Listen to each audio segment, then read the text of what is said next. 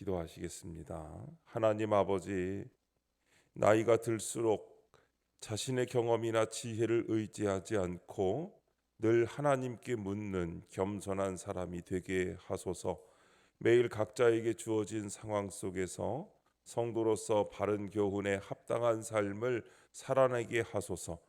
가정과 학교, 직장에서 그리스도인으로서 상전과 같은 사람을 잘 섬기며 열매 맺는 삶이 되게 하옵소서. 오늘도 말씀하소서. 듣겠습니다. 예수님의 이름으로 기도합니다. 아멘. 성경 말씀 디도서 2장 1절부터 10절까지 말씀입니다.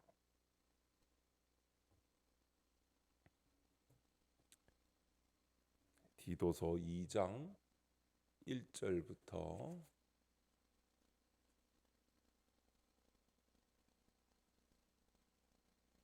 10절까지 말씀입니다.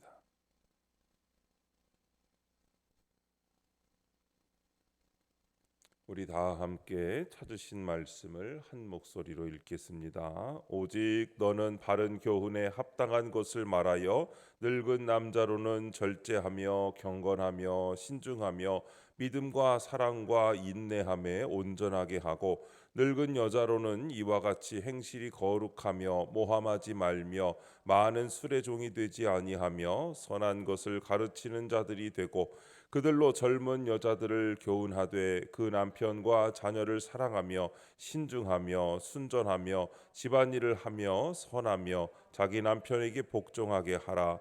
이는 하나님의 말씀이 비방을 받지 않게 하려 함이라. 너는 이와 같이 젊은 남자들을 신중하도록 권면하되 범사이에 네 자신이 선한 일에 본을 보이며 교훈에 부패하지 아니함과 단정함과 책망할 것이 없는 바른 말을 하게 하라. 이는 대적하는 자로 하여금 부끄러워 우리를 악하다 할 것이 없게 하려 함이라. 종들은 자기 상전들에게 범사에 순종하여 기쁘게 하고 거슬러 말하지 말며 훔치지 말고 오히려 모든 참된 신실성을 나타내게 하라. 이는 범사에 우리 구주 하나님의 교훈을 빛나게 하려 함이라. 아멘. 바른 교훈에 합당한 삶이라는 제목으로 말씀의 은혜를 함께 나누겠습니다. 본문 요약입니다. 바울은 디도에게 바른 교훈에 합당한 것을 말하며 늙은 남녀에게 합당한 절제와 경건 등을 가르치라고 합니다. 젊은 여자는 남편과 자녀를 사랑하도록, 젊은 남자는 신중하도록 교훈하라고 합니다. 또한 종들에게는 순종과 신실성을 가르치라고 합니다. 첫 번째, 노년층을 위한 교훈 1절부터 3절까지의 말씀입니다. 바울이 디도에게 교훈 안에 거짓 가르침이 퍼지지 못하도록 바른 교훈에 합당한 것을 가르치라고 합니다. 참된 가르침을 믿고 행할 때 개인과 가정, 사회가 건강하게 세워지기 때문입니다. 먼저 연로한 성도들은 자신의 경험이나 지혜를 의지하지 말고 늘 하나님께 묻는 겸손한 삶으로 젊은 사람들을 가르쳐야 합니다. 그러려면 날마다 말씀으로 자기 자신을 점검하고 회개하는 말씀 묵상이 필요합니다. 내 경험과 지혜보다 하나님의 말씀이 언제나 옳습니다. 적용 질문입니다. 내가 자신하는 내 경험이나 지혜는 무엇입니까? 오늘 말씀에 따라 겸손히 순종해야 할 일은 무엇입니까? 하나님은 사람의 지혜가 아닌 오직 그분의 뜻대로 세상을 다스리십니다. 그러므로 하나님의 능력 앞에서 인간의 경험이나 지혜는 아무 소용이 없습니다. 우리는 오직 하나님의 주권을 인정하며 그분의 지혜와 권능을 찬양할 수밖에 없습니다. 그러므로 이제는 하나님의 뜻을 내 힘으로 가로막거나 바꾸려는 시도를 내려놓고 말씀을 겸손히 받아들여야 합니다. 어떤 환경에서도 내가 말씀을 신뢰하고 의지하는 것만이 하나님의 지혜와 능력으로 살아가는 비결입니다. 그러므로 여러분 날마다 말씀으로 자신을 점검하고 회개하는 말씀 묵상이 있어야 합니다. 내 경험과 지혜보다 하나님의 말씀이 언제나 옳기 때문입니다. 두 번째, 장년층을 위한 교훈 4절부터 8절까지의 말씀입니다. 믿는 여성은 세상 풍조와 달리 가정을 충실히 돌봐야 합니다. 이것이 하나님이 맡기신 교훈입니다. 그리고 믿는 남성은 거친 본성을 다스리며 매사에 신중해야 합니다. 바울은 디도에게 이런 교훈을 가르치며 범사에 본을 보이라고 합니다. 거룩한 가르침은 말이 아닌 행동이 뒤따르는 삶으로만 가능하기 때문입니다. 우리는 오늘 각자에게 주어진 상황 가운데 성도로서 바른 교훈에 합당한 삶을 살아야 합니다. 이것은 나만을 위한 것이 아니라 가정과 온 교회를 위한 사명입니다. 적용 질문입니다. 대적하는 자를 부끄럽게 하고자 내가 주어진 환경에서 따라야 할 덕목은 무엇입니까? 주님은 입으로만 예배를 드리는 것과 교회에서만 예배를 드리는 것을 원하지 않으십니다. 온 인격과 삶을 주님께 전부 드리는 영적 예배를 원하십니다. 주님을 교회에만 계시게 해서는 안 되고 가정과 직장과 학교처럼 내 모든 삶의 공간에 주님이 머무르시도록 해야 합니다. 예수님을 믿고 가장 중요한 것은 우리 몸이 하나님의 성전이 된 것입니다.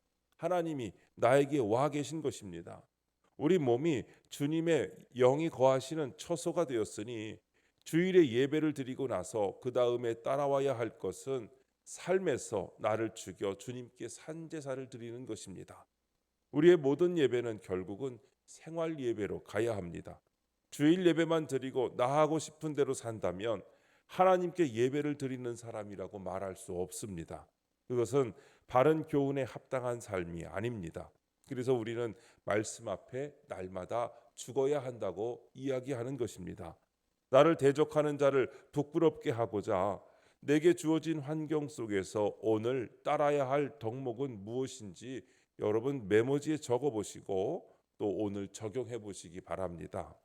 세 번째, 종들을 위한 교훈 9절부터 10절입니다.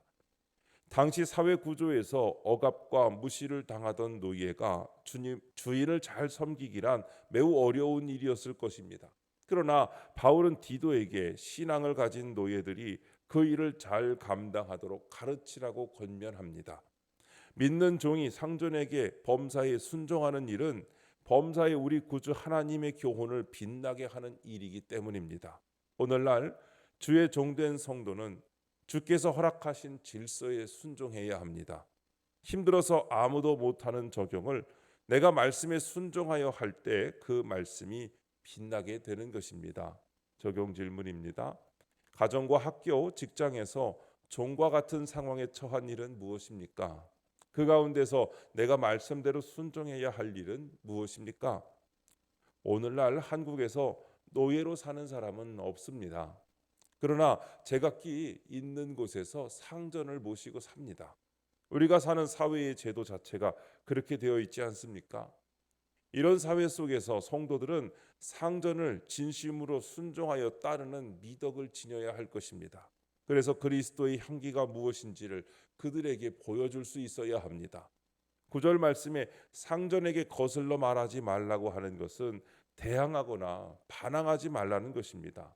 우리도 가정과 학교, 직장에서 종과 같은 상황에 처했을 때 상전과 같은 사람을 마땅히 공경할 자로 생각하고 섬기는 자세를 가져야 합니다.